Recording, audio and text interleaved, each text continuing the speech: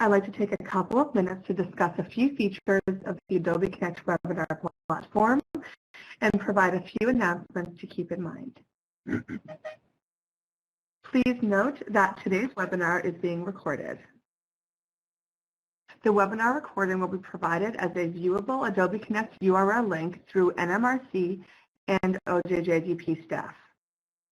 For those wishing to download a copy of the PowerPoint slides and other important documents, you may do so by locating the handouts pod directly above the chat area. Here, you will also find an FAQ for webinar participants that will likely address technical related questions. Click on the name of the file, then click the download button. Throughout today's webinar, there will be Q&A sessions where the presenters will address some of the questions posed during their respective presentations. Please type your questions into the chat box as they arise.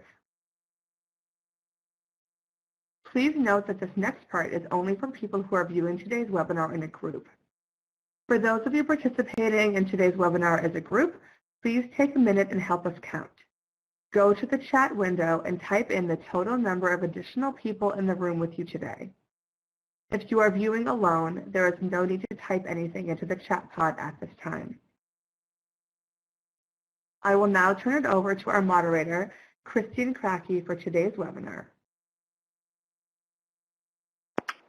Hello, everyone. I am Kristen Kracke. I am an OJJDP Senior Program Specialist and the team lead for our mentoring team here at OJJDP. And I am very happy to welcome you to the group of mentoring grantees supported by OJJDP and to congratulate you on your recent award through our competitive process for our fiscal year 2019. So welcome. I am going to talk through a couple of slides here and tell you a little bit about what to expect for our webinar, and we'll get started here.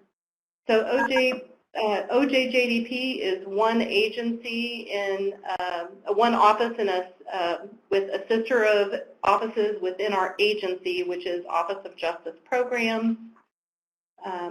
OJJDP's vision is to envision a nation where children are free from crime and violence, and our role as the Office of Juvenile Justice and Delinquency Prevention is focused very much on the justice system.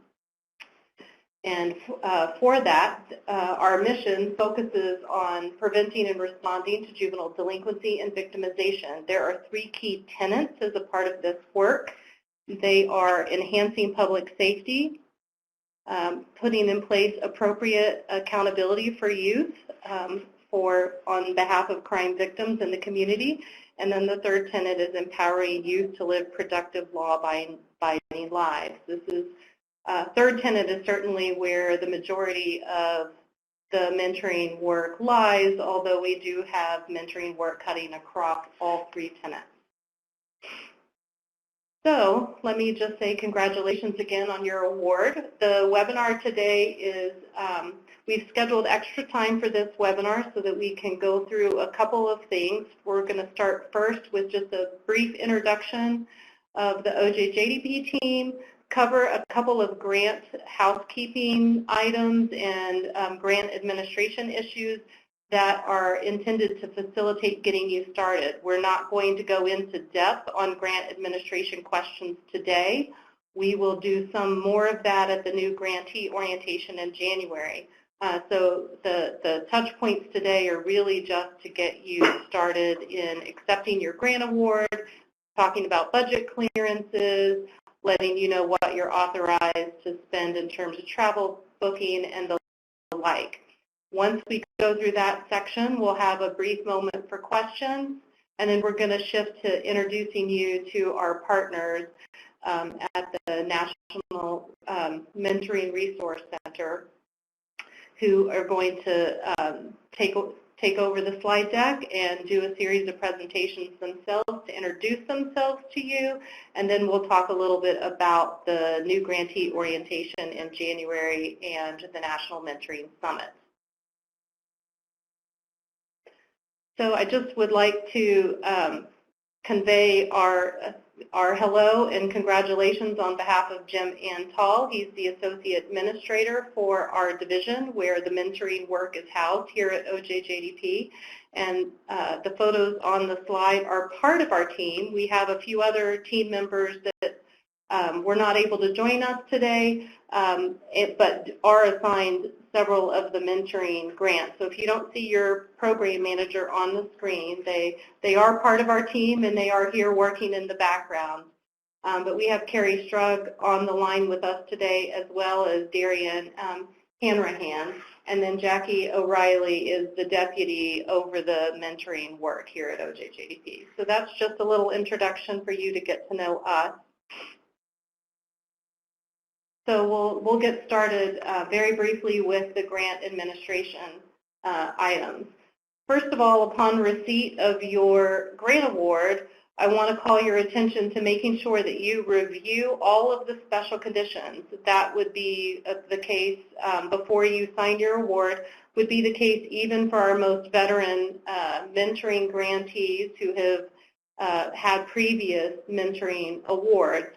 Special conditions, as those of you who have been awardees before will know that the special conditions change every year. So I will call out your attention to a couple of them in a minute, but I'm only going to go over a few of them, so it's very important that you read all of them.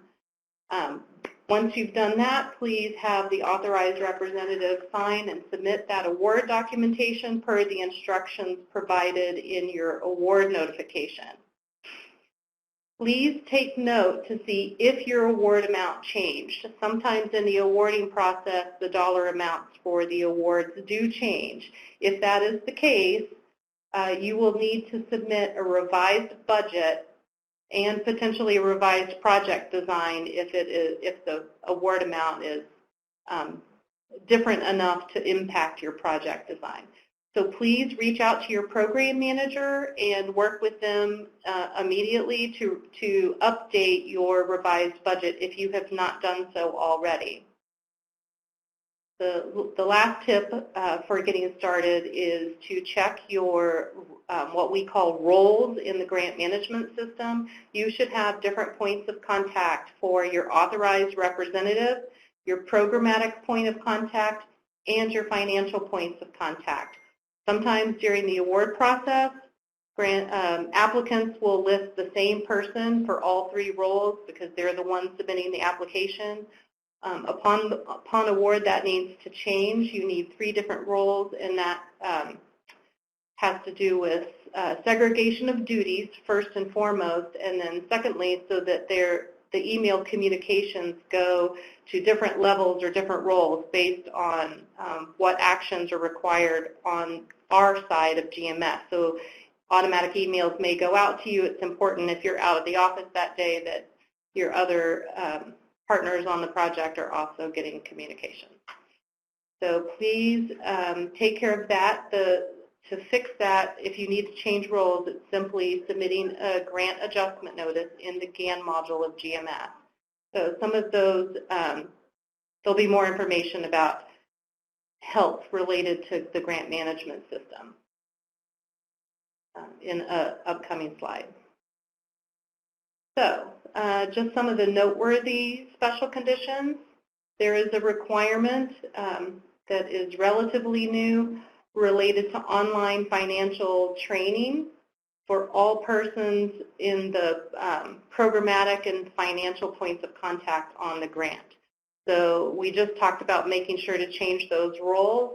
Anybody listed in those roles at the programmatic and the financial level are required to complete the training within 90 days of award. If it's not completed within 90 days, there will be a withholding of funds on your award. So it's very important to get that completed. It can be relatively time intensive. It takes a good bit of time to go through it. It's comparable to sitting in an in-person training. So that would be something you would want to attend to right away. Authorized representatives are not required, but are encouraged because they are the ones ultimately responsible for the award and what happens financially with the award. So it's very important as the signing official that they understand the financial process as well. And the second special condition is related to determination of suitability for safeguarding youth. This is a new condition, and it is one that you should pay attention to. It relates to criminal background checks that many mentoring organizations already have in place. However, even those organizations that have been doing that screening and background checks for a while need to pay particular attention to the OJJDP policy and guidance because there are some specific requirements in there about the breadth of that background check and the full extent of things that you should be screening for and the registries that you need to vet that mentor or volunteer against. So all that's to say everyone needs to take a look. I'll click on this link for everyone to see. It's on the OJP website. This is the policy guidance.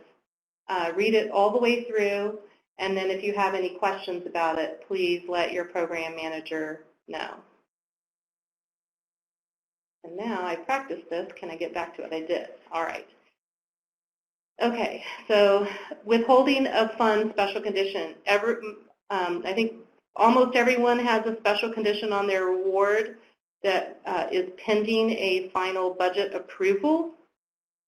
So there is no obligating, expending, or drawing down any funds until you have a final approved budget. So that means no hiring.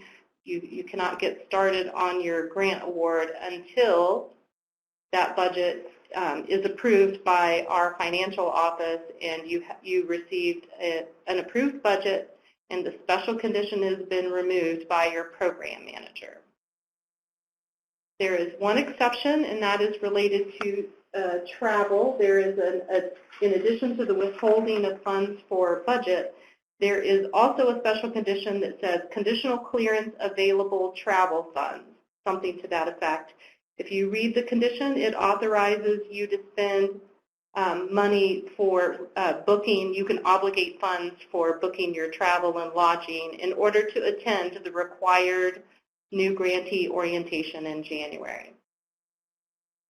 So that special condition authorizes you to obligate up to $15,000 and not any more in advance of getting your approved budget. If your budget's already approved, then you can go ahead and get started. Budget reviews, we're in the process. I've already been in contact with a couple of my grantees with approved budgets or coming back with initial budget reviews for clarifications around their budgets, requesting budget changes. So you should be tuning in with your program manager and looking for emails from us about updating those, and that will continue through January. There is a high volume for our financial office to clear, so it can take some time.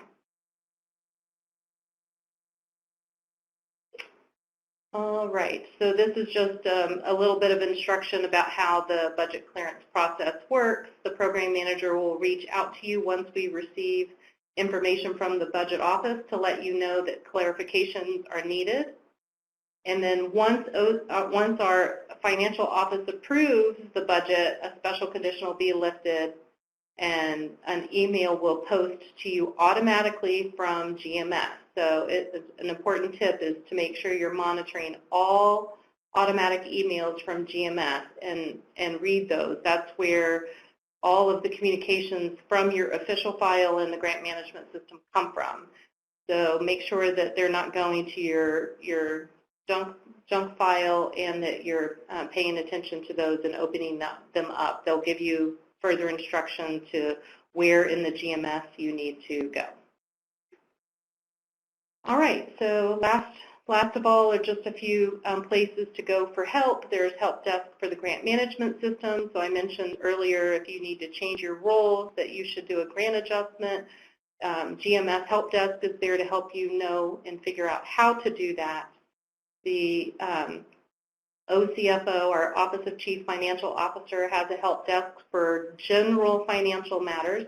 if you have a specific question, a specific budget question, something related to your specific grant, like I need a certain amount of money to move to staffing because I had a staff person leave and we need to make some adjustments, they're going to direct you to your program manager here at OJJDP. But if you have a general question about, how to fill out the budget detail worksheet or how indirect cost rates work, you should call the OCFO Help Desk.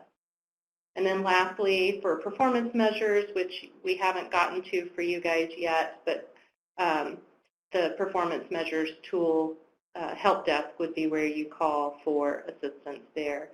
One last thing to note, because this sometimes happens for grantees that are not starting their programs because they have a budget, their budget's not yet approved, so they have a withholding condition on their grant. You do still need to submit your progress reports and financial reports, even if you're putting 0 because your program has not started.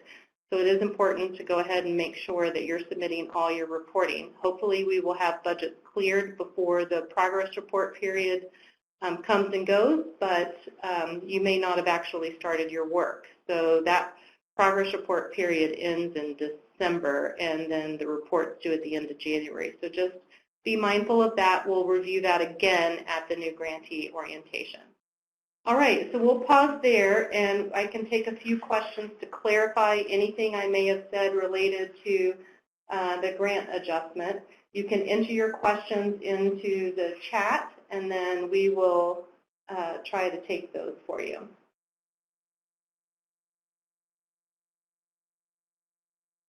It looks like someone has a question that's really more to the field, which might be something for NMRC to assist us in following up with after the webinar. But the question is, has anyone identified a background check vendor who has a package that covers all of the background check requirements? If anybody has an answer to that question, do please enter it into the chat box for everyone to see. That would be helpful. And again, perhaps something we could follow up with afterwards.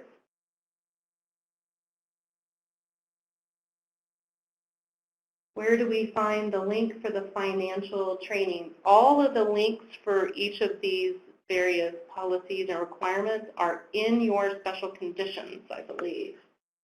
If not, I should also point you to the Office of Justice Programs, the ojp.gov website.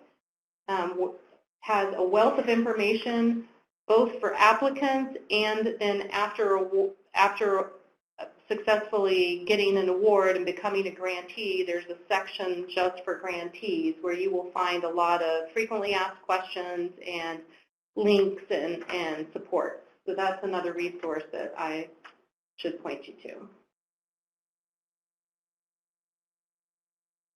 Wait a few more minutes for any further questions. There's a question about the number of attendees for the new grantee orientation. We will talk more about this at the end of the call. The grant authorizes 2 people, and because of logistics and capacity, we need to limit it to 2, both in terms of the room size, although if there's some special exceptions, we can discuss that with your program manager would be the avenue to discuss those special exceptions. But it's limited to 2, and you can pay for 2 out of your grant budget. Anybody else who you want to attend to the summit or may be coming to the summit, those would need to be supported outside the grant. So we are funding and looking for 2 attendees.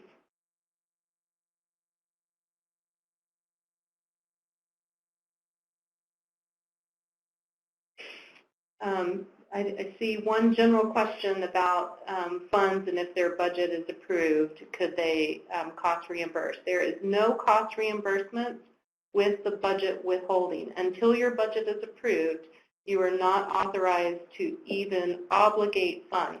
So any activities that you do in advance of a final budget approval will not be reimbursed and not be covered under the OJJDP grant. You will need to seek outside sources of funding.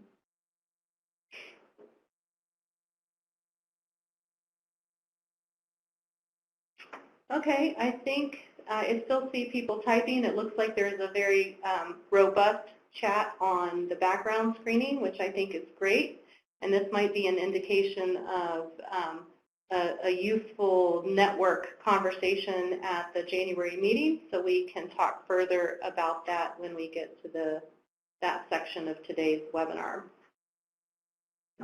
So I am going to stop with the questions at this point and turn it over to my colleagues at NMRC, which is the National Mentoring Resource Center. They are OJJDP's right arm when it comes to training and technical assistance and resource development that focuses on evidence-based practice strategies and research, translating that research into practice. For the mentoring field, OJJP feels very fortunate to have the opportunity to work with them. They are going to present on introducing themselves, the work that they do, and then talk about the summit and the new grantee orientation. Before I turn it over to them, though, I would like to strongly encourage all of you to take full advantage of all of these resources. The training and technical assistance that NMRC provides is free to you. It comes at no cost. It's funded by OJJDP, so it is a cost supported by OJJDP for your benefit.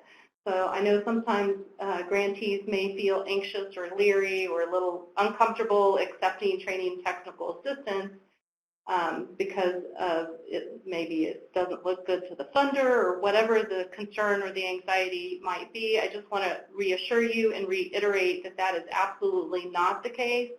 OJJDP provides this resource to you so that you will use it, and it helps advance the work for all of us on behalf of the youth we serve. So it is viewed very much as a sign of strength that you guys are reaching out and utilizing this very valuable resource. So with that, I will turn it over to Elizabeth Santiago at NMRC.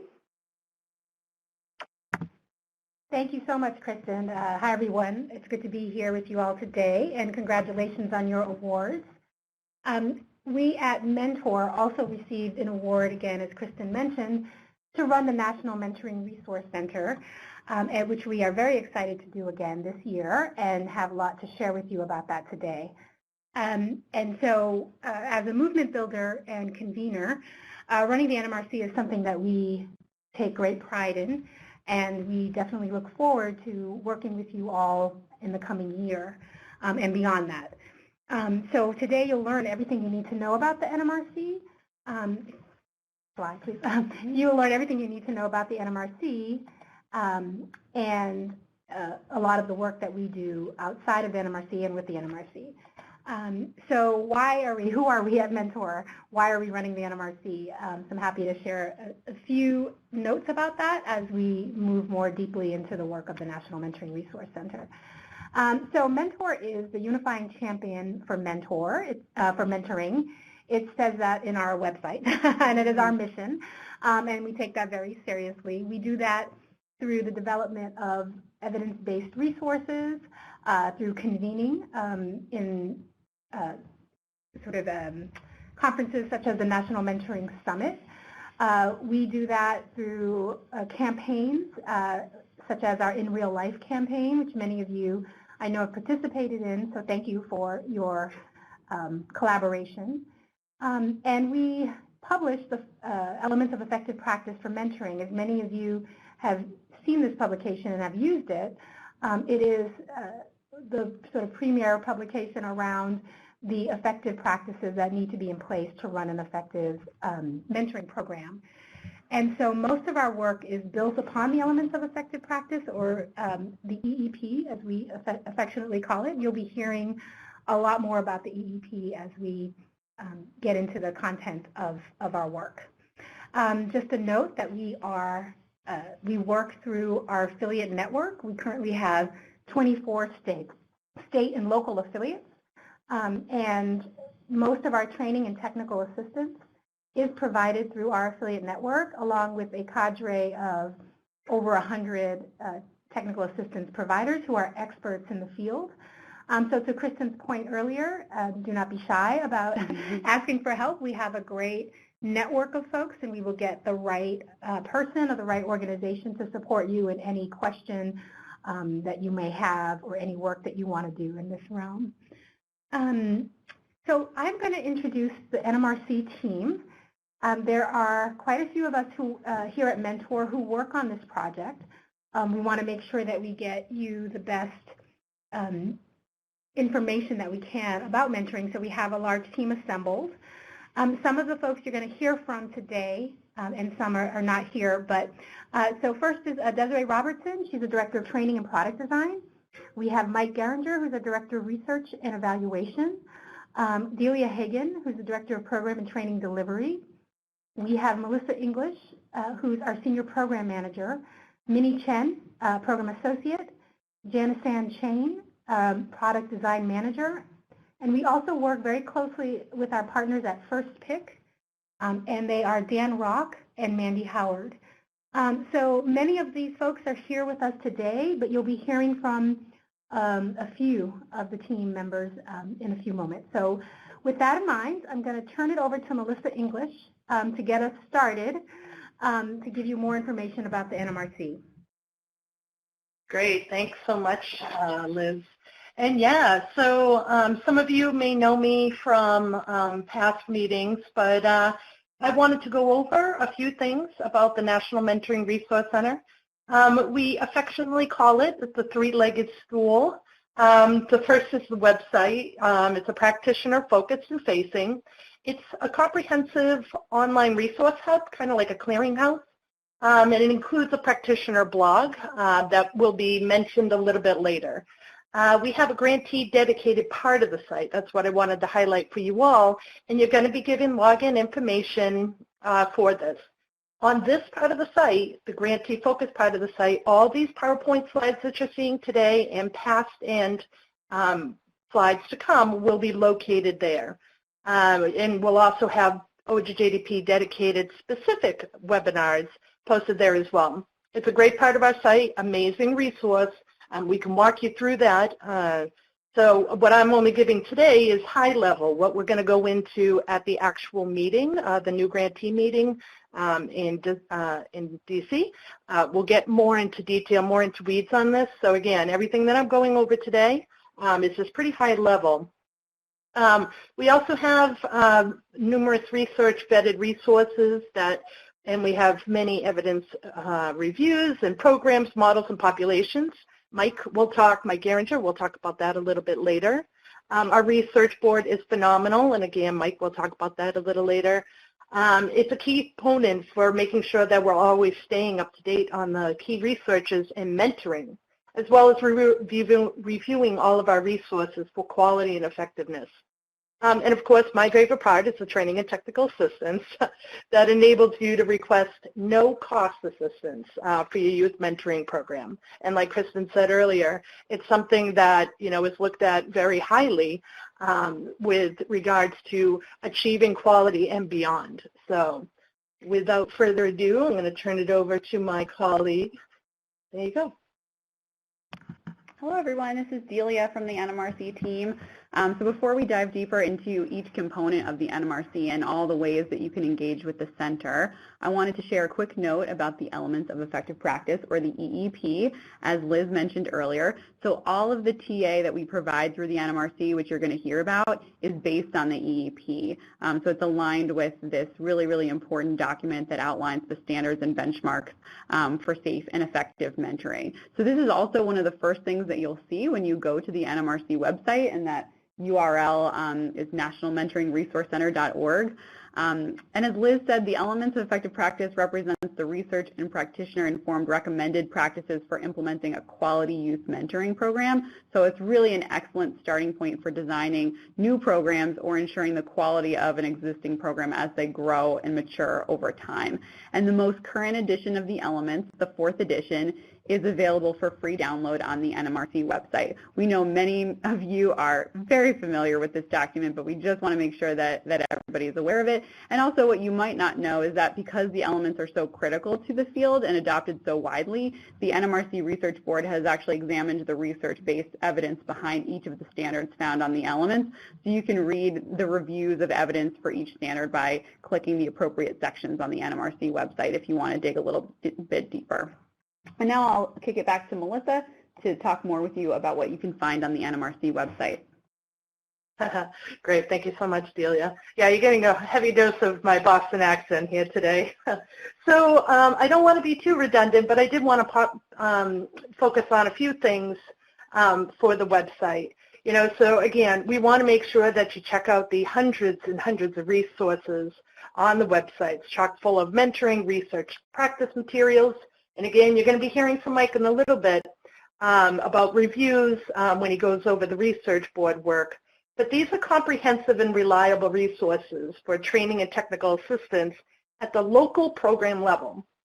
You know, providing mentoring tools, resources of reviews for mentoring research and best practices.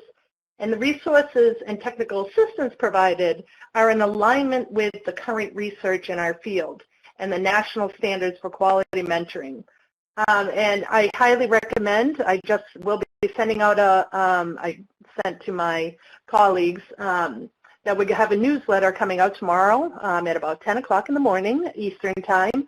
So please sign up for our newsletter. You can find that on the National Mentoring Resource Center.org. You know, you click that up, but if you can click on this to sign up for our newsletter, it's practitioner focused and facing. So I highly recommend signing up for that. And with that, I'm going to turn it back over to another one of my colleagues. Thank you. Hi, this is Minnie Chen. I just wanted to highlight our NMRC blog as another resource that's located on the website. This blog represents one strategy in providing practitioners with more access to relevant insights, opinions, and fresh information that can strengthen their programs and really build a community of mentoring professionals nationally. So this is just another resource that we want to point you to. Great.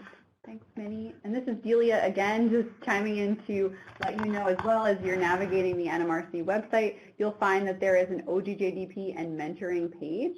And this is really a one-stop shop for all things specific to your mentoring grant as it relates to mentoring best practices and resources. So we've posted new grantee orientation materials, which we'll talk about a little bit later, webinars that are specific to grantees, as well as templates and downloadable materials that are customized to some of the questions and concerns we've gotten from grantees over the years. So this is really tailored to be a home on the web for all of you, and we hope that you'll visit to access different materials during your grant year. Just to note that when we share the recording from this webinar, it will live on this page. So you can always go back to this page to find materials from meetings and events that we've held for grantees. Now I'll kick it over to Mike Geringer to talk more about the NMRC Research Board. Great, thanks, Delia. Yeah, I'm happy to be with everyone today. Really excited to tell you a little bit more about the work of the Research Board and put a finer point on some of the products and materials that my colleagues had mentioned on the previous slides.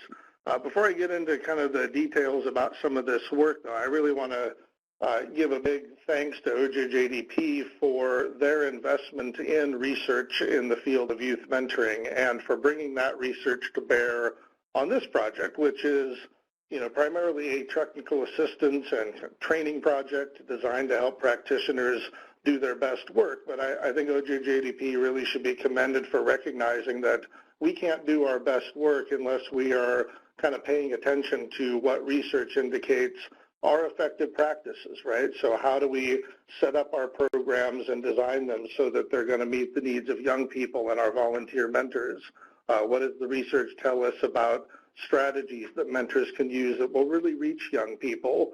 You know, what do we know about the differences in the ways that young people are impacted by mentoring, right? So what strategies work best with certain young people and not other young people, right? So these are all very important aspects to our work, and And we recognized early on, and with OJJDP's encouragement, that we can't provide the best technical assistance and training without drawing from the research evidence that we have and then combining that with practitioner wisdom, because frankly, you of all that do this work on the ground will always be a step or two ahead of what the research is coming in and you know, studying almost kind of after the fact. You all innovate faster than we can research it. So I just wanted to point that out because I think it's rare on this kind of training and TA project to have the work of researchers really integrated into the project and informing the products that we develop. So what does that look like here? The research board, as I just said, is devoted to bringing kind of research-based information into this work and supporting the movement and adopting that research into their practice.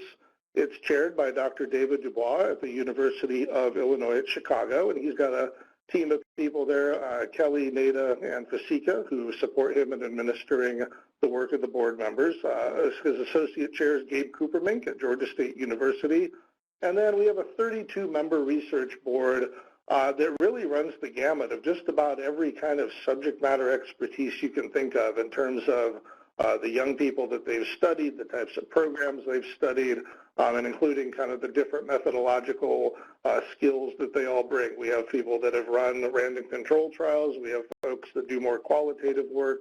So it's really a nice spectrum of scholars and academics working on the subject of youth mentoring, and all of them are at your disposal, essentially. So I will not read every name on this very crowded slide, but I thought folks would like to see who's on the research board. As you can see, it's mostly American scholars, but we've got a couple of Canadians and a couple of folks overseas internationally that also contribute to this group. And so just a really wonderful spectrum of experiences, and almost no matter where your program is doing its work or what you're trying to accomplish with mentoring for young people, I promise you there's somebody on this research board that can speak to that type of programming and probably knows an awful lot about what might work for your grant and your programs. So what does this board of people do? Well, a lot of what we do are evidence reviews, right? And if you think of it kind of as almost a Russian nesting doll of different layers of mentoring, right? So at one level, we do reviews of mentoring programs. These are specific programs that have been evaluated, and we do those reviews using a protocol developed by the folks that run crimesolutions.gov, which is an online repository of programs, and those programs are rated on their effectiveness. So, you know, do these programs move the needle on whatever outcomes we're hoping for young people? And each program gets kind of this green, yellow, red rating based on how they fared in their evaluations. And so if you're looking for proven models or programs that have kind of shown their value in outcomes for young people, it's an excellent place to do that. And it's not all mentoring specific, but the mentoring programs that are in that database are handled by our research board. We also do reviews of the research around specific practices. So what do we know about, say, recruiting mentors? What do we know about pre-match training of mentors, or how to handle the closure process in ways that leave children feeling good about the experience? So you'll find these very nice summaries of the research on very specific practices. We've also done these larger evidence reviews looking at the effectiveness of certain program models. So say, what do we know about group mentoring, for example? We've also looked at different groups of young people. So, you know, for OJJDP's interest, we've done a couple of these looking at youth that are involved in the juvenile justice system, both kind of on the early involvement end, but also on youth that are re-entering their communities after periods of incarceration. So we do occasionally look at groups of young people and see what works for them. We also have recently started looking at broad outcome categories. So just this past year, for example, we did a nice review looking at the evidence of mentoring on substance use and abuse by young people and the intersection of mentoring and specifically the opioid crisis that has impacted so many of our communities. So what can mentors bring to that work? What does the research tell us around that? So really, for you all, if you're ever looking for good kind of summarized, concise, you know, research reviews on whatever topic it is you're looking for, I really encourage you to look at the stuff that we've developed. For all of these things, I write a piece called Insights for Practitioners that accompanies each of these evidence reviews, even though we try and write those reviews to be very kind of layperson friendly. Let's face it, they can often come out a little dry and a little academic. So what I do is I come in and say, okay, you just read the evidence. What does that mean for your work? What are things that you can take away and apply to your day-to-day practice? So I really encourage folks to take a look at those. And the last bullet here, occasionally we do develop tools and trainings to support grantees in the broader field. A good example of that is we have a suite of tools that is designed to help programs provide better match support. So you can find that on the website as well. Speaking of which, where to find all this stuff on the NMRC website? Well, most of it resides in two sections. One, there's a What Works in Mentoring section, and that's where you can find most of those kind of structured evidence reviews. You'll also find a very nice library of resources that have all been vetted by our research board, who take a look at them and say, you know, hey, here's a training curriculum or a program manual. Does this seem in alignment with what we know might work based on research? So even the resources you'll find that we didn't create, that we're making available as a little bit of a library of resources, even that stuff has been vetted to make sure that it's not out of alignment with research.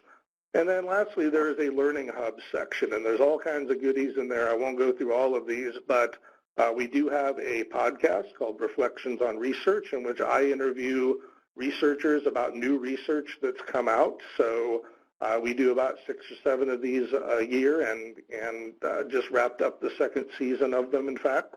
So really great interviews with people that are doing real cutting-edge work in our field, and it runs the gamut from school-based mentoring to juvenile justice-related mentoring to group mentoring programs. It really runs the gamut of different topics. So if you're interested in perhaps getting familiar with research in a more user-friendly way, download those episodes and listen to them while you work out in the gym or commute to your office every day. It's a nice way of kind of getting up to speed on things. The other one I will point out here is the Measurement Guidance Toolkit. I believe Melissa mentioned it earlier. We'll be talking about this more when we see you in January at the new grantee orientation, but this is a really nice compendium of outcome measures for youth in mentoring programs. So if you've promised in your grant that you're going to be tracking outcomes that are new to your organization, but aren't quite sure like what tool you would use to do that, to collect that data, you might want to take a look at this. What we've done is really identify common outcomes for mentoring programs and really try to identify one good tool that we feel speaks well to what mentoring programs would want to measure. Sometimes you find these collections of measures and it's, here's 20 measures of youth depression. Well, which one do I pick? It's not really helpful. So in this, we've tried to narrow it down to one, and we really tell you why we're recommending this one, and then occasionally recommend, there's a few others you might want to look at, but we tried to make this very simple for practitioners that are just looking for a good answer on how to measure an outcome that's important to them.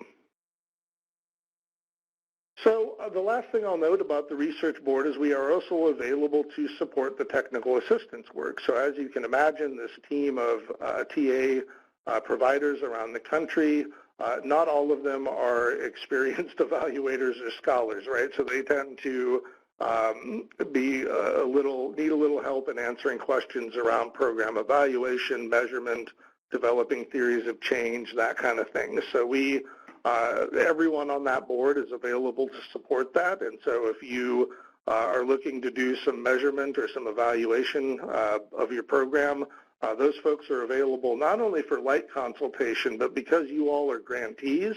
Last year we piloted something in which those board members were available to work one-on-one with grantees over a fairly lengthy period of time to develop an evaluation or research plan.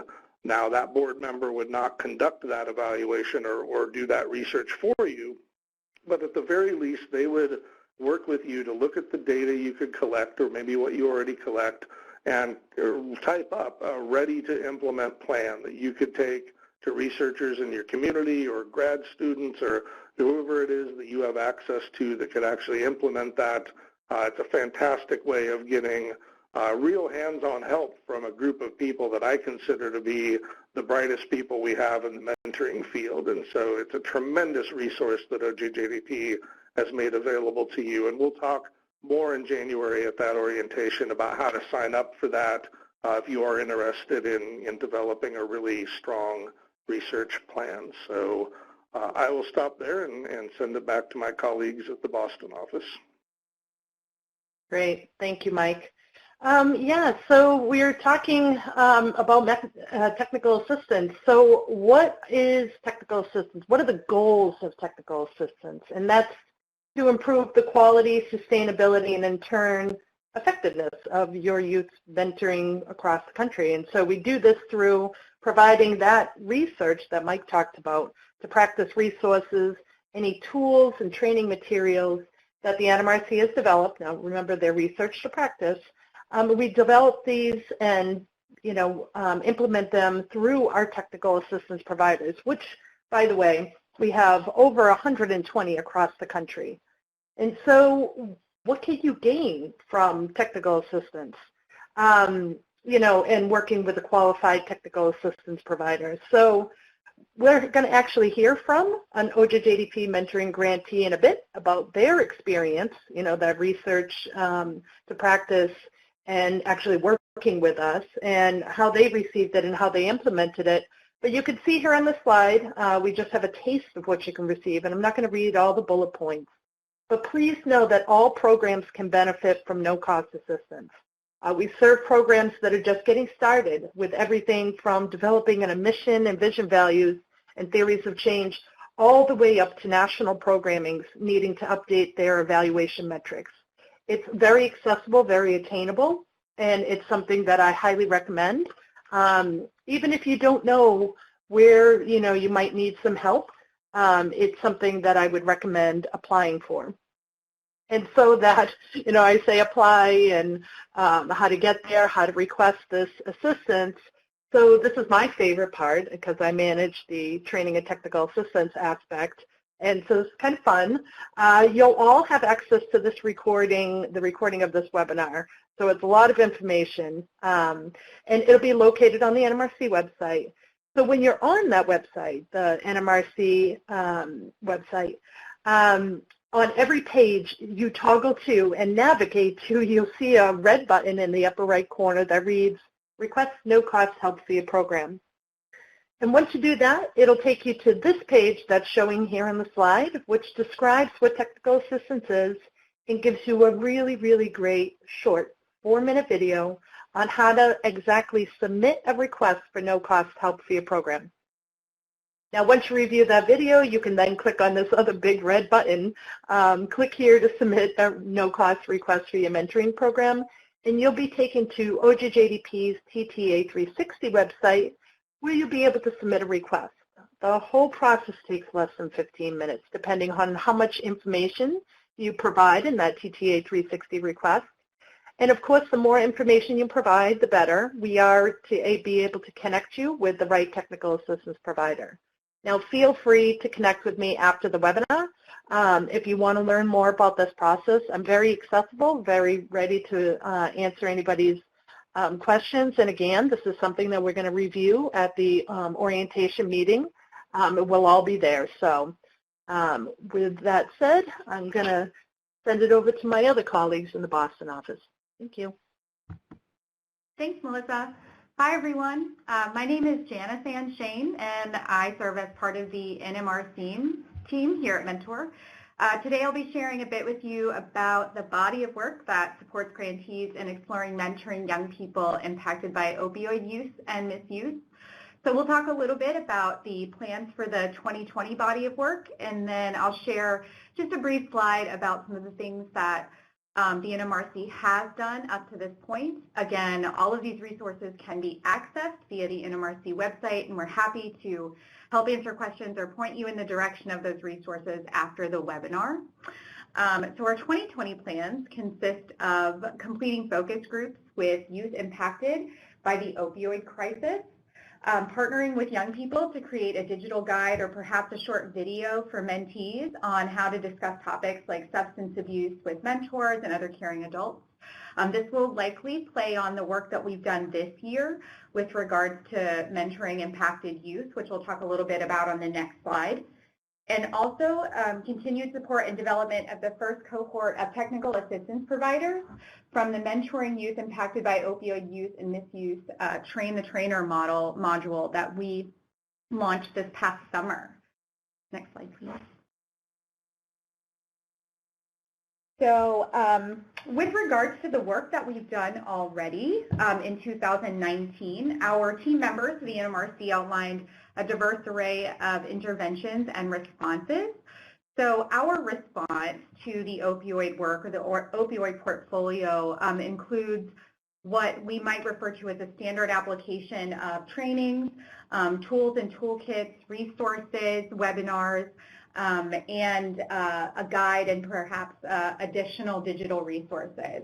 So this is not an exhaustive list that you're seeing here, but does include a variety of resources, outcome reviews, practice reviews. Some of the pieces that Mike and the research board had put together this year are mentioned here. We did a webinar focusing on mentoring impacted youth through trauma-informed practices and approaches. The needs identification of youth-serving organization through listening tours, which was part of the work that informed our Mentoring Young People Impacted by Opioid Use and Misuse guide, which is what's mentioned there in the last bullet point. And then, of course, the cadre of TA providers who have experience supporting programs that serve impacted youth via a Train the Trainer that we had this past summer. So we are looking forward to perhaps launching a second cohort of that training and continuing to move this body of work forward with elevating youth voice as part of the work.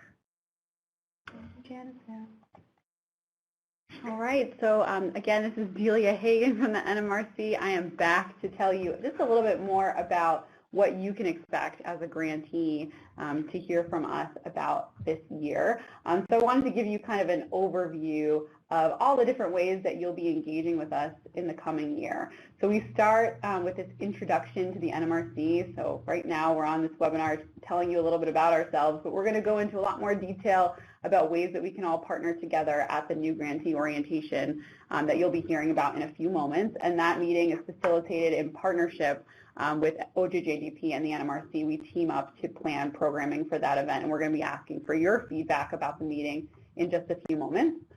We also are going to be doing, as we've done for the past several years, individualized TA assessments for new grantees. So some of you may have gone through these assessments already during previous grant years, but the idea of these assessments is just to understand, where you may have potential TA needs and just looking at your program as a whole, holistically, to look at some of the strengths and innovations that can also be shared with your peers as well, since we are a network of folks really working towards the same goal.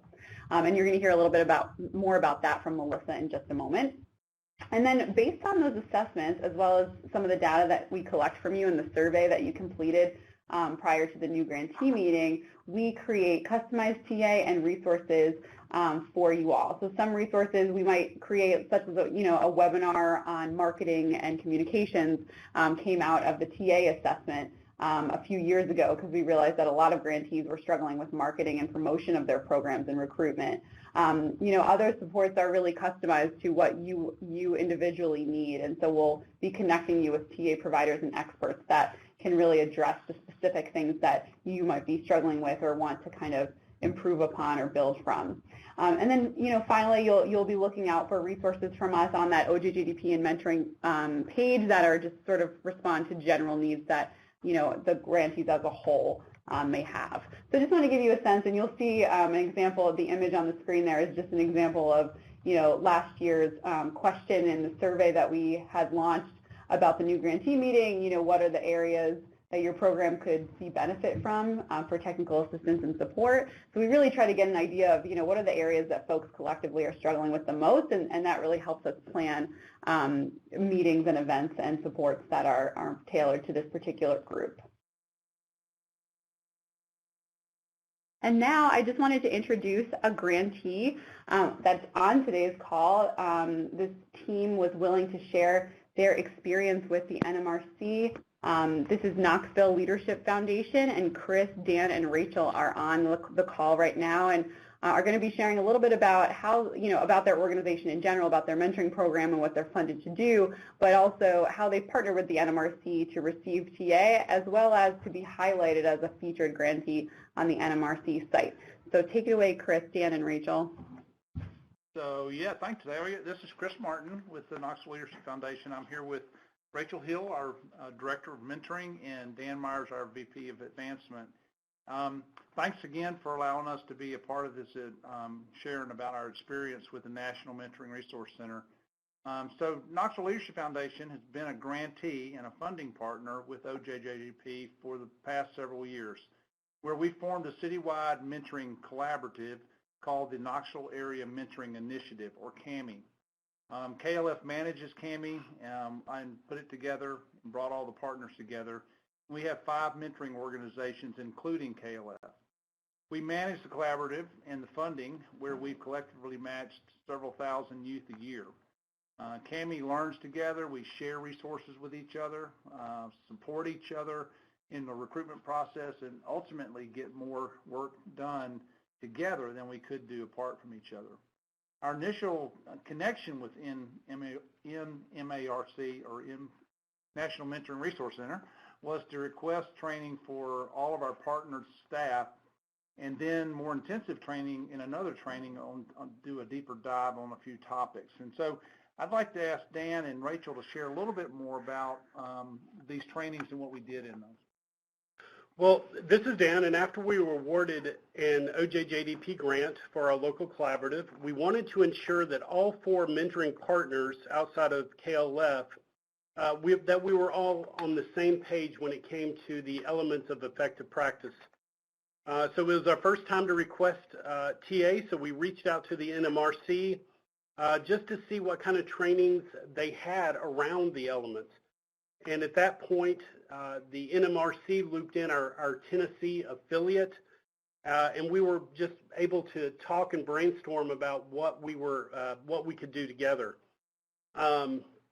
And so that led to a high-level in-person training that we were able to do for the staff of the 5 different mentoring organizations, and that went off without a hitch. We had 25 people that are all members of the staff of our local collaboratives that were able to come together and learn together.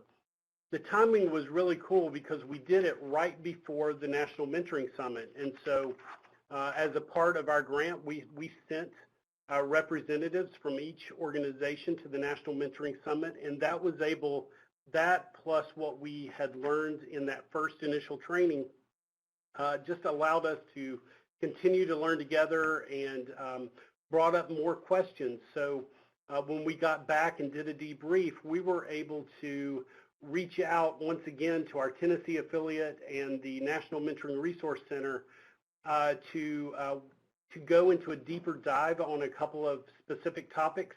And then there was also a training that was done at the at the summit that we wanted to bring here and offer to staff and also to mentors on unconscious bias.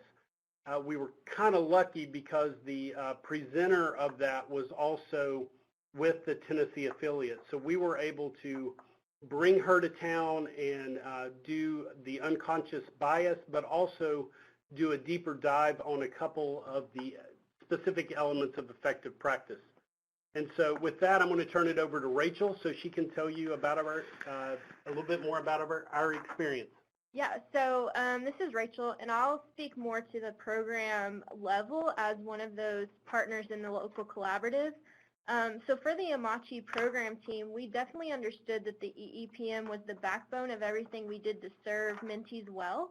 But that first broad overview of the elements offered a really great understanding, so everyone, both seasoned staff and new teammates, were on a leveled playing ground for why the program was run the way it was and what research backed that up. So then moving forward, as we were invited to dive deeper into select elements, working together with collaborative partners from our city offered a time for us to look at, explore and become creative as to how we can succeed and hit those benchmarks and even program enhancements in various ways based on individual program structures and our individual goals, yet all coming back to the research and evidence-based practices. It definitely sent my team away embracing why we did what we did, and also encouraged us as we looked how could we closer align to the elements.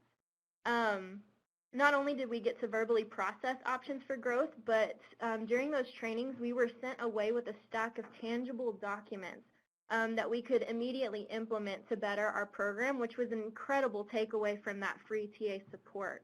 And I think if I could leave everybody listening with one thing, it would be that receiving assistance from the experts in the field felt a little daunting from my perspective anyways, but they came on, supported and encouraged us, and definitely empowered us at the program level to be better without guilting us in the areas that we could grow. So I highly recommend the NMRC and peer professionals that are there to support us everywhere we're at.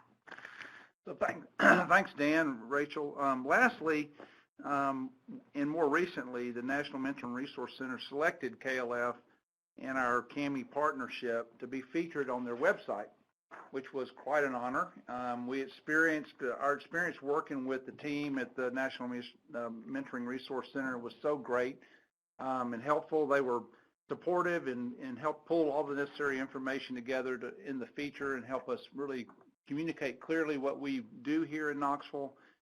We're so appreciative and honored to be featured. But also we learned a great deal working real closely with the team. Finally, I would say that the National Mentoring Resource Center is a tremendous resource. We found it to be incredibly helpful to us as a grantee and helped us build our capacity to become more knowledgeable, become more efficient and effective at serving youth in our community. So we're grateful to have such an access to this excellent expert resource that we have through the National Mentoring Resource Center, and we're really happy and glad that OJJDP has awarded them another grant and you guys another grant so we can have more time to learn from you. So thanks. Chris, Dan, Wow. Rachel, thank you so much for sharing a few words with us about your experience. We really appreciate it, and you made us blush. I just wanted to make a quick note before we move on to talk a little bit about that grantee assessment that we mentioned earlier. So Chris, Dan, and Rachel were featured as a featured grantee. Knoxville Leadership Foundation wrote up a little piece about their work, and I just wanted to mention, if you're wondering how you become selected to be a featured grantee, the process is through the TA assessment process. So as we're talking with you about your program practices and just looking holistically at your program to see what strengths and innovations you may have to share, as well as what TA needs you may have, we specifically want to highlight grantees that are using an evidence-based practice and grantees that have used TA to improve their program, right? So both of those pieces Knoxville Leadership Foundation was able to speak to. And so we'll reach out to folks during the assessment process, which Melissa will talk about in a moment, to find out if you are interested in being highlighted on the NMRC website and in our newsletter. And it can be a really great tool to share, the value of the OJJDP funds for your mentoring program with your stakeholders locally as well as on a national level. It really helps illustrate the impact of the work that you all are doing. So with that, I'll transition over to Melissa to talk more about the TA assessment process. Great. Thank you so much, Delia. And, I couldn't have said it any better, that peer-to-peer, sharing of what technical assistance is. I mean, that was great. So thank you so much to you all. So for this grantee assessment, a couple of you may have heard about it. A couple of you may have been through it. So I'm just going to provide a very high-level overview because I'm going to go into much more detail at the new grantee orientation. But to give you an idea, this year, all new grantees will be matched with a technical assistance provider that's going to work with you to review your programs under the categories listed here, and I'm not going to read them out. They will be working with you to do a self-assessment of possible areas for improvement or needs that your program may want to work through with the NMRC. But like Delia said, they're also going to be looking for those areas where your program may excel at and how best to leverage those promising practice with other grantees. That's a key point of all this, is to really suss out what it is that you're doing extremely, extremely well, but also some pain points, you know, and that we can work with you on. It's not, there's nothing wrong with asking for help or even seeing where something, it could be a great practice, but maybe you need to revamp it with new materials that are out. So again, this is something I'm going to review in much more detail at the new grantee orientation. If you have any questions until then, feel free to reach out to me. Our contact information is going to be at the end of the slide deck. So with that, I'm going to transition to our Q&A and pass it over to my other colleagues. Thank you. Okay, so yeah, we'll just take a look at the questions that we've been receiving. Feel free, if you haven't already, typed in any questions that you might have for the NMRC team about the services we provide and ways you can partner with us. Go ahead and type in your questions now, and we'll give you a few moments to do so.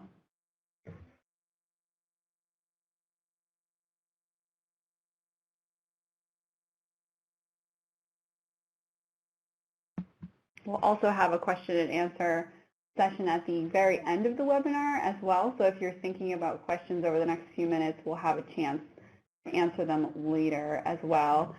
We also have the OJJDP team still on the line, able to answer questions either now or at the end of the webinar.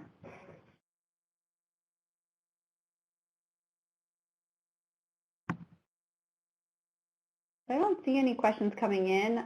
This is Delia from the NMRC team. I thought maybe as we're waiting for folks to enter questions, we can move on and start talking a little bit about the National Mentoring Summit and the new grantee orientation. And before we here at the NMRC share with you some of the details about these events, I just wanted to turn it over to Kristen Kracke to set the stage for this conversation.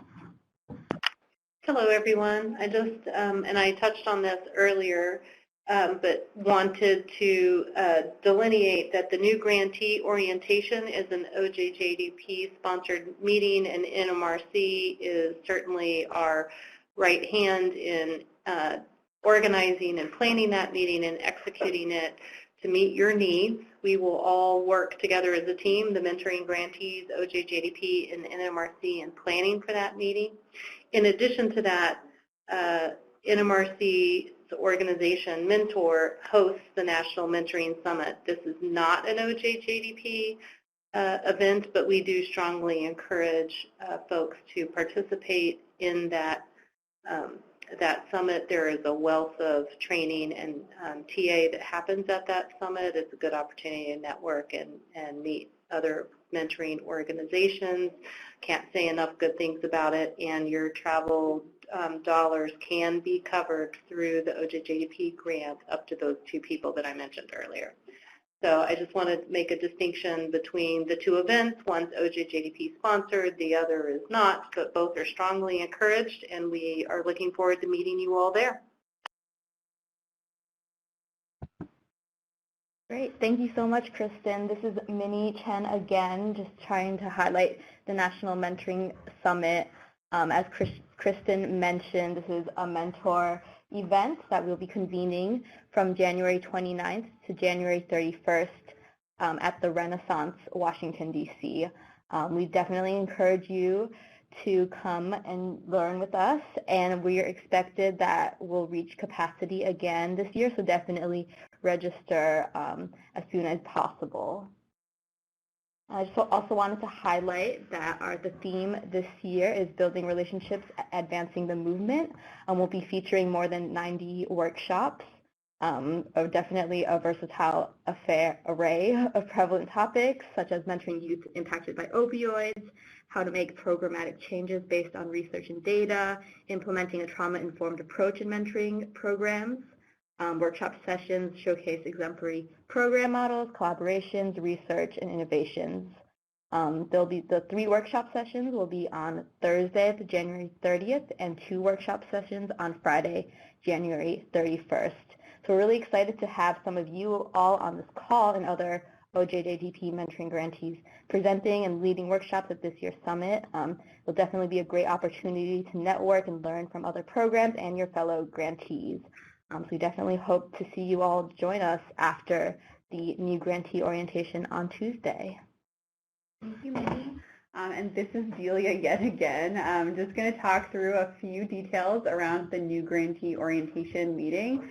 I know that many folks, I'm seeing some very familiar names in the chat box, so many of you have been to this event in the past, so you know a little bit about it. But for those who are new, this is really our annual opportunity that OJJDP has graciously afforded us to bring everyone together in this incredibly diverse cohort of mentoring professionals and programs to talk about the work that we do, to share best practices, and to learn about, recommended best practices for grants management, all the way to how do I assess the performance of my team and of my work. And so we talk about many, many different aspects of the work you do, from the financial requirements and grants management requirements, all the way to, swapping information about the programmatic best practices. And for that reason, we'll talk about in a moment, we recommend bringing 2 staff to the event.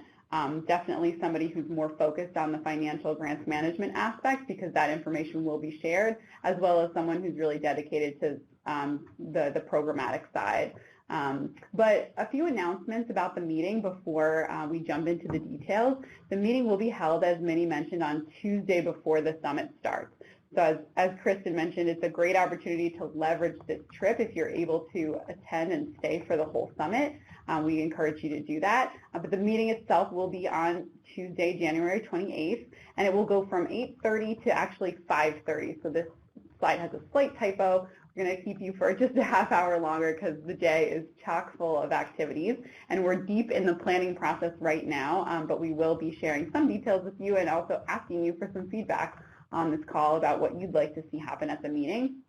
One really, really important note is that this meeting is not officially approved by OJJDP's conference cost approval team yet. But as soon as it is, we are going to be sending out information about booking travel and letting you know that it's officially okay to go ahead and book your hotel room and book your flights or your train tickets or however you plan to get to the summit or to the meeting. So we ask that you do not book travel until this meeting is approved. Again, you're gonna see an email from us letting you know when it is okay to go ahead and book travel. We did send out a registration link, and we ask that you register for the meeting by December 11th. So coming up in a couple of weeks, we just really want to get a sense of who's going to be in the room, who's coming. And there are instructions on how to book a government rate. Oops, we had some interference there, but I think it's gone. There are instructions on how to book a government rate hotel room in that registration link, so you'll find it. But again, just press pause on actually booking until you get the go-ahead from us. And that registration deadline, December 11th, so you'll want to start thinking about who from your team should be coming, and we'll talk about that in a moment. And this may help, just a brief kind of overview of what to expect in the meeting. So there'll be opportunities to connect with other grantees, of course, with your program manager from OJJDP, as well as NMRC staff, so the folks that you heard from on today's call and a few others. We're going to be, for sure, having an opportunity to do an overview of the OJJDP Grantee TA assessment process, so you know what to expect from the NMRC and how you can access technical assistance for any aspect of your program that you'll need support on, as well as what that assessment process looks like. We're also going to be doing some training, as we do every year, on assessing program impact, and we always have Mike Geringer, who you heard from earlier, as well as David Dubois, who's our NMRC research chair, present on some topic related to data tracking, performance assessment that's really, kind of mapped to the needs of grantees. And so we asked you some questions about that topic in the survey that you completed prior to this webinar. And we always also have some opportunities to learn about grants management recommendations for success, including financial requirements. We have the office, we have the OCFO who attends to do some presenting on that topic. And this year we are actually planning some breakout sessions so that staff from your teams can break up and learn about different topics that are more related to the roles that you might play on your team. So we're excited to offer a little bit more variety and a little bit of a different structure this year. And Kristen, I'll just pause there and find out if there's anything else you'd want to share from the OJJDP side of things before I talk about who and what to bring to the meeting. I think that sounds great. All set here. All right, great. So who should attend? As I mentioned, a programmatic lead and a grants management lead would be best. We know that for some small shop programs, this might be the same person. And so in the past, some grantees have only sent one person. This year, we're really hoping that and actually requiring that grantees provide 2 staff so that you are able to attend concurrent breakout sessions so you're not missing out on any really important information. So you'll be able to sort of divide and conquer. And we know that grantees budgeted for 2 staff to attend. As Kristen mentioned earlier, if you have a request for a 3rd staff person in a really sort of exemplary situation that we could make an exception for, we'd be able to consider it sort of on a first come, first served basis, depending on whether there's space in the room. So you all can reach out to me, and I'll provide my contact information if you have special requests around bringing a 3rd person. And we certainly know we want you to bring a laptop. Based on past years, we really try to cut down on paper, and there's a lot of information shared. So we actually upload all the materials for this meeting to that grantee page I shared earlier, so you can access them as you're sitting at the meeting on your laptop. So we really encourage you to bring one if you can. If you can't, just let us know. And we may have some other sort of special requests to bring to the meeting and sort of prepare for the meeting that we'll send out to you later in December. So before we move on from talking about the new grantee orientation, we have a couple of questions for you. As you know, we sent out that survey asking you for your feedback more comprehensively about the meeting agenda so we can really tailor the agenda to what you need. But we wanted to ask you some questions now just to get some early feedback from you about what you'd like to learn from the meeting. So as I mentioned, you'll have the opportunity to learn from each other, to both share things that you're doing and hear from other grantees about the work that they're doing. So first question is, what is one thing that you would like to learn from other grantees at the meeting? And you can go ahead and just type your answers in, and we'll be able to read them out as they pop up.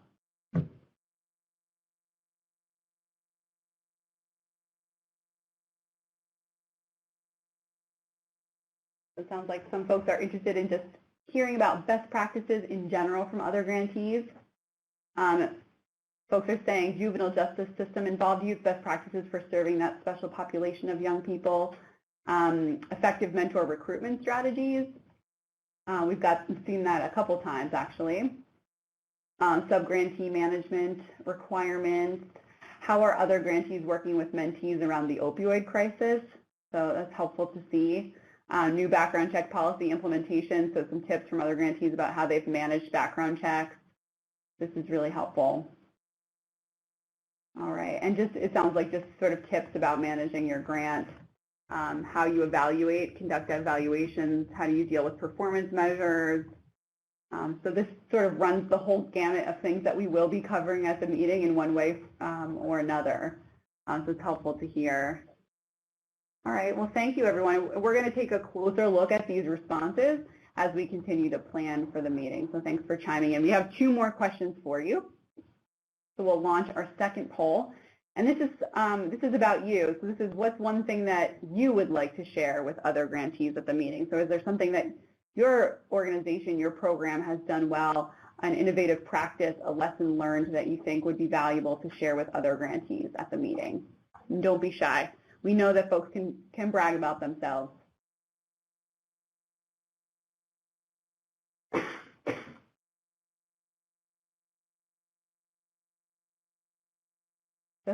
So we have one respondent, which I appreciate your candor. We're just too new to raise, so too new to say anything about the work that we've done, and that's totally fine.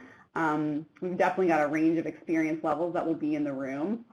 One grantee has said our 2-generation approach, how to mentor in distressed communities.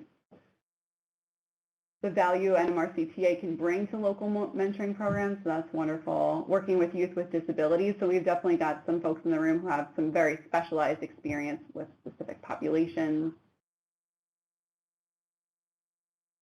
That's great. Thank you, everyone, for sharing. And continue. You have a couple more seconds if you want to add anything else. how we work with different mentoring programs across our network, getting everyone on the same page to the OJJDP grant. That's definitely relevant to our conversations about sub-recipients and how to manage different program sites, which can be a challenge. So thanks, everybody, for answering that question. And you just might get an email from us asking you to share some of these pieces as we continue to plan for the meeting.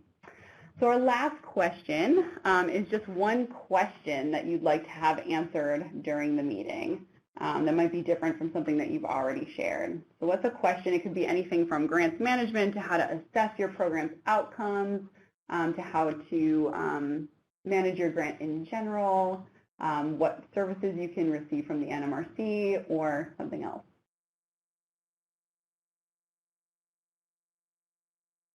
So we're getting a couple of responses in. How are other organizations measuring their noted behavioral change? That's a great question. I'm sure Mike Geringer and David Dubois will have some things to say about that one.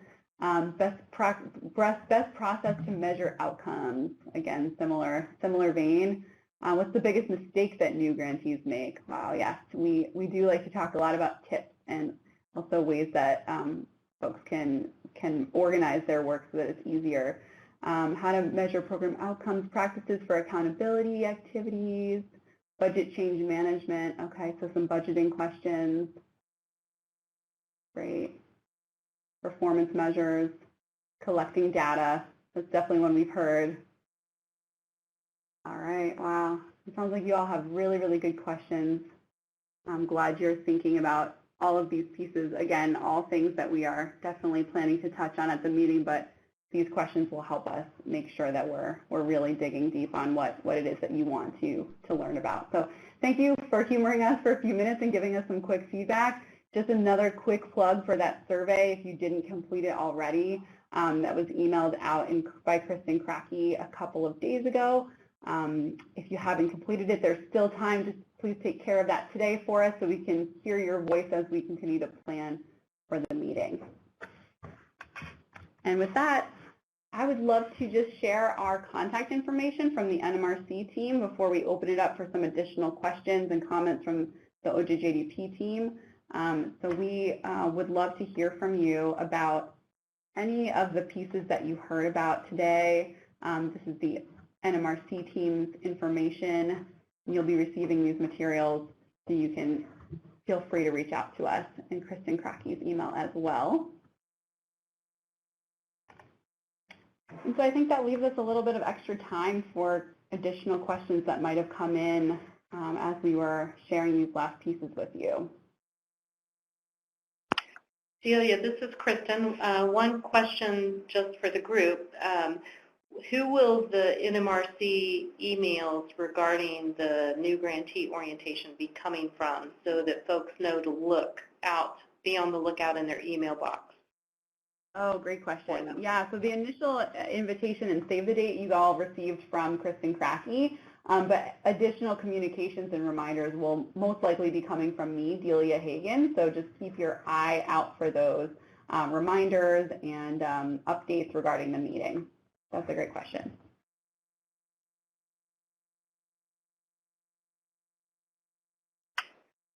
So Delia, I know we had one question about travel and hiring, that some staff may not be hired by January. And just to address that question, I think there's not a problem with putting in a registration with a hold for that person or that slot, and that communication would happen between you and Delia. However, the tricky part is with the travel, because if the hiring occurs at the last minute, the cost of the ticket certainly goes up. So that would be something you would talk with your program manager about. So registration would be with NMRC through Delia, and any other concerns about budget implications or costs would involve your program manager. Mm-hmm. Yes, exactly. Yeah, and when you're registering for the new grantee meeting, you can include someone's name who's not going to be the person who's going to attend, as long as it would be great if you could include a note or email me just to let me know that that person's name is going to change, because we're hoping that that registration information will be as final as possible. But certainly we know that changes happen and things come up.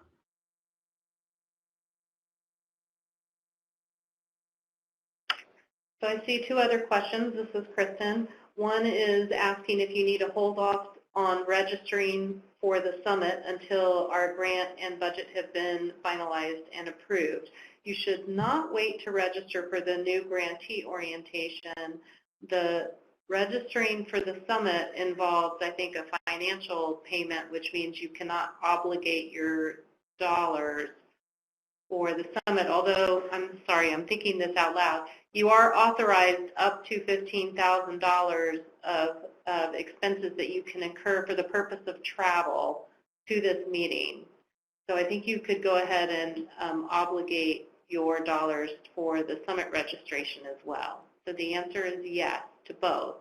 And because they fill up, I would recommend you doing it right away. And then the second question had to do with someone not being able to see the budget condition. I would encourage you to reach out directly to your program manager for grant-specific questions.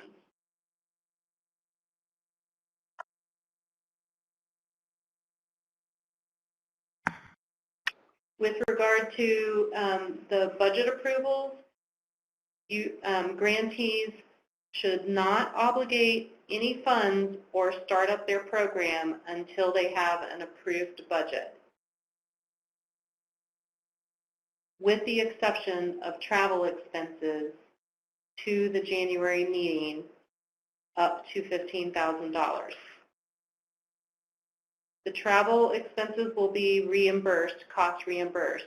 No other expenses will be reimbursed in advance of a budget approval. So the program should not begin until you have a final approved budget.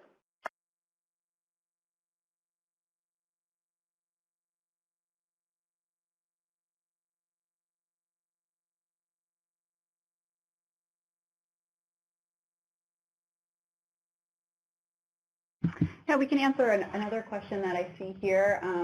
Is it suggested that a programmatic and fiscal representative attends the meeting?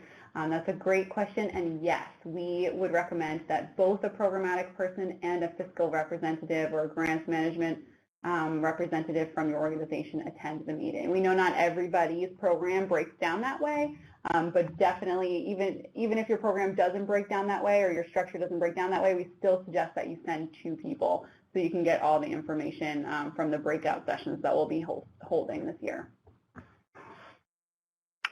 Celia, there's also a question about posting the new grantee registration again, and in answering that, can you also speak to where folks will find the transcript or the information about this webinar for anyone that might not have been able to attend and for folks in their team they'd like to share it with?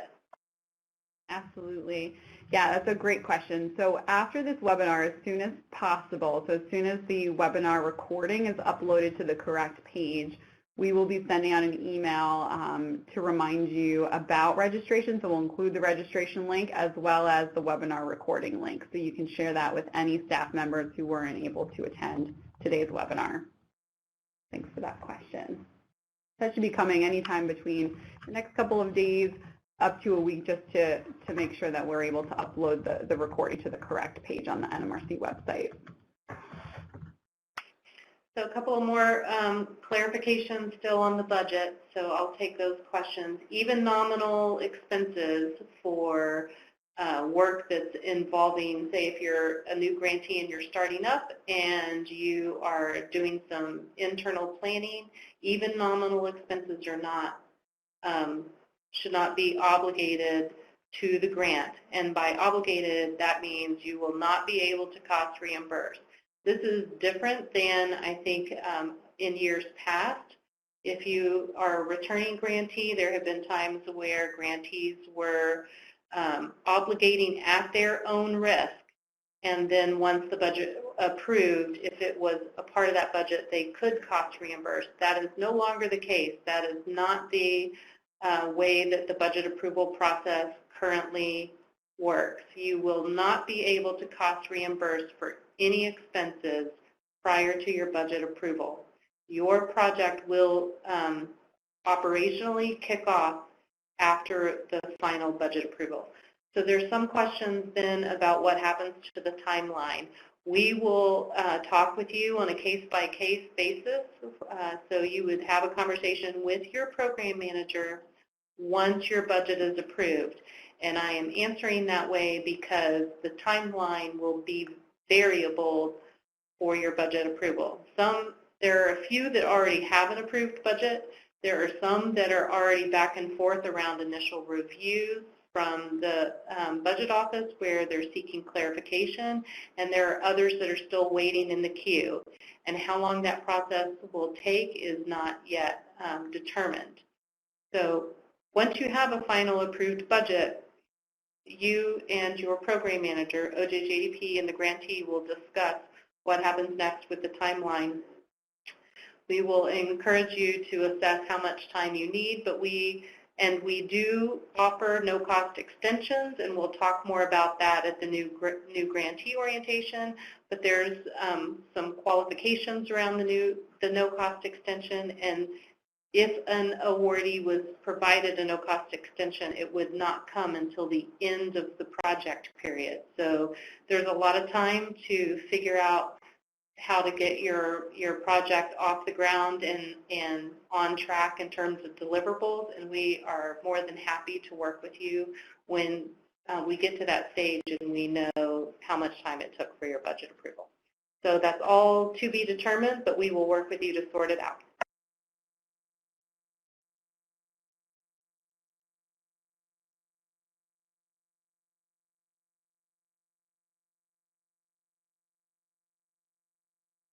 And I'm repeating myself, but just for clarity, because the questions do keep coming in about this issue. The funds are not retroactive to the start date of the project period, so do not plan to cost reimburse. You will be out of compliance with the policy requirements of the grant.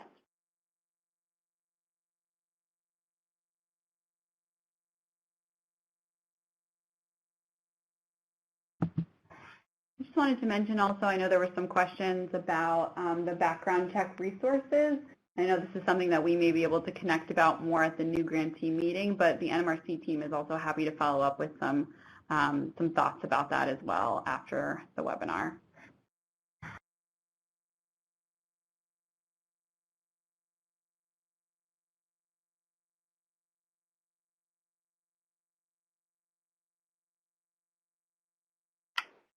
All right, any other questions coming in?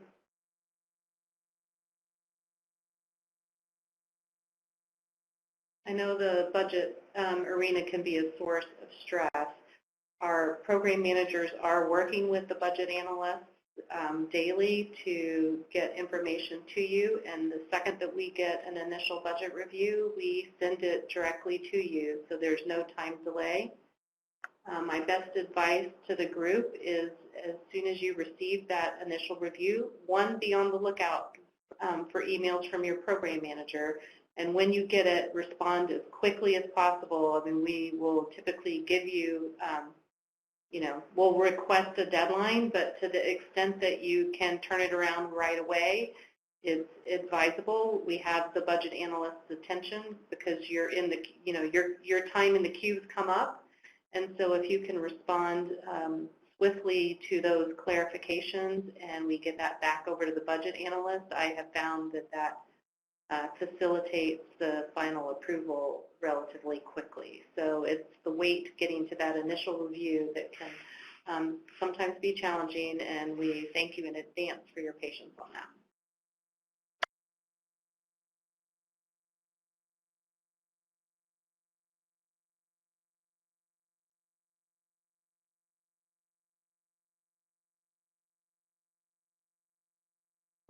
For those who have additional questions that pop up after the webinar, please feel free to go ahead and email anybody who you heard from today. You'll have that contact information in your handouts tab in the PowerPoint, so don't be shy about reaching out with any additional questions that you might have for the NMRC and OJJDP teams.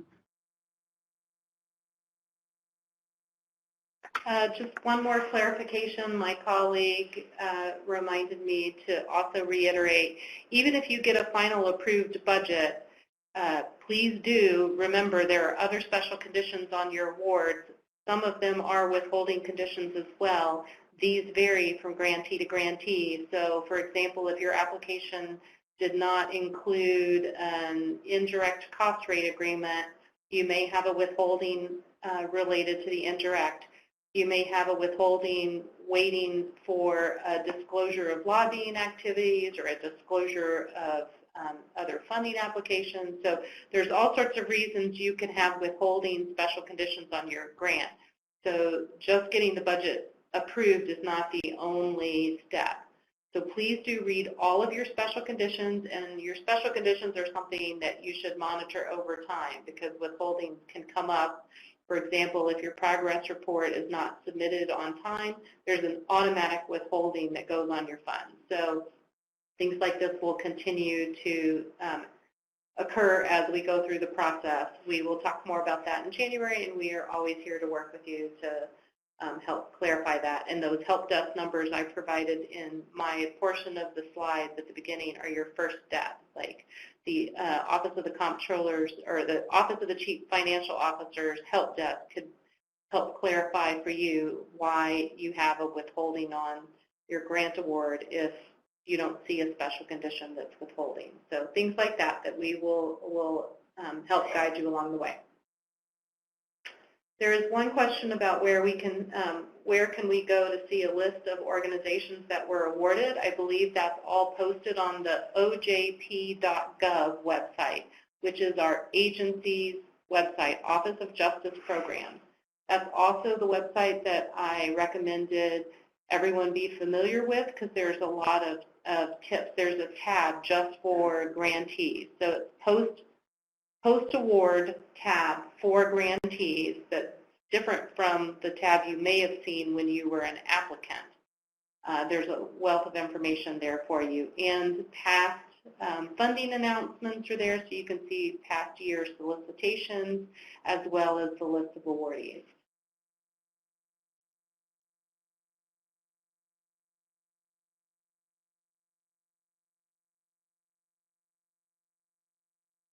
All right, looks like there's a few more questions coming in.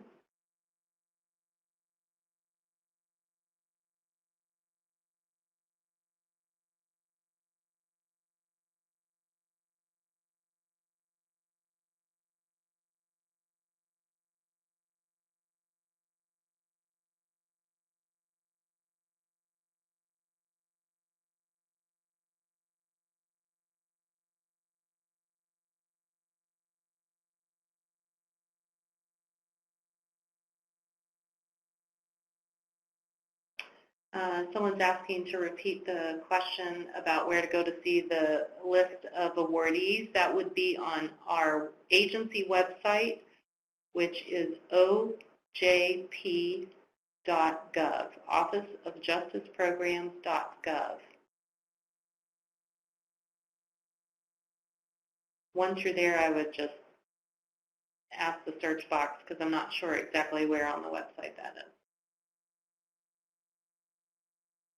All right. Well, on behalf of all of my colleagues at OJJDP and on behalf of our colleagues at the National Mentoring Resource Center, I would like to once again congratulate you. It was a very competitive process. It is every year. There's always more worthy applicants and organizations out there than there are resources to go around. So you should feel accomplished and successful in competing for the award. We appreciate your investment in youth and for joining part of our OJJDP mentoring team here, and we look forward to seeing you in January. If you have any questions in the meantime, you can reach out to any and all of us. Until then, we will see you in January. I'll turn it back over to our colleagues at NTTAC, which is our technical host, to wrap us up here. Great. Thank you so much, Kristen, and to all of our presenters from OJJDP, from National Mentoring Resource Center, and all of the grantees who were on today for all of this important information, very important information. Just a few quick announcements before we wrap up here. OJJDP's NTTAC contact information is available on the slide. We also have a link to sign up to the listserv if you're interested in additional training. We also have a TTA Help Desk that can answer questions for you via the phone number or email address on the slide. And we also have a link here to sign up for the OJJDP JuveJust listserv, another listserv that has great information from OJJDP. Also, just to reiterate, Melissa mentioned this earlier in the training, OJJDP CTA 360 is where you want to go if you have a training or technical assistance need. So we have that link on the slide here for you. Finally, just please take a moment to review this disclaimer. And if you know anybody who's interested in reporting children missing to CARE, to National Center for Missing and Exploited Children, we have 2 events coming up. It's open to state and county child welfare agencies and service providers. If you know anyone that's interested, please share this information with them. Other than that, we thank everyone again, and we hope you enjoy the rest of your afternoon. Bye now.